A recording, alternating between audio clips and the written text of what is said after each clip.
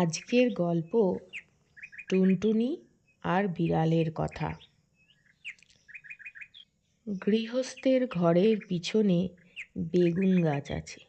সেই বেগুন গাছের পাতা ঠোঁট দিয়ে সেলাই করে টুনটুনি পাখিটি তার বাসা বেঁধেছে। বাসার ভিতরে 3টে ছোট্ট ছোট্ট ছানা হয়েছে, খুব ছোট্ট ছানা। তারা উঠতে পারে না, চোখও মেলতে পারে না, খালি হাঁ করে আর চিঁ চিঁ করে। গৃহস্থের বিড়ালটা ভারী দুষ্টু। সে খালি ভাবে টুনটুনির ছানা খাবো। একদিন সে বেগুন গাছের তলায় এসে বললে, কি করছিস লা টুনটুনি?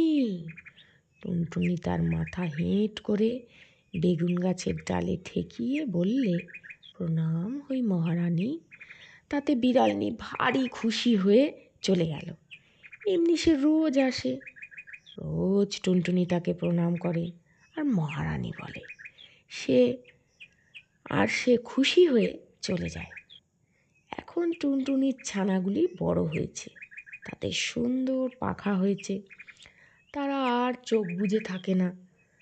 তা দেখে টুনটুনি তাদের বললে, বাছা, তোরা উঠতে পারবি? ছানারা বললে, হ্যাঁ মা, পারবো। টুনটুনি বললে, তবে দেখ তো দেখি, ওই তাল গাছটার ডালে গিয়ে বসতে পারিস কি না। ছানারা তক্ষুনি উড়ে গিয়ে তাল গাছের ডালে বসল। তা দেখে টুনটুনি হেসে বলল, এখন দুষ্টু বিড়াল আসুক দেখি। খানিক বাদেই বিড়াল এসে বললে, কি করছিস লা টুনটুনি? টুনটুনি পা উঁচিয়ে তাকে লাথি দেখিয়ে দূর হ লক্ষ্মী ছাড়ি বিড়ালনি বলেই সে ফুরুত করে উড়ে পালালো।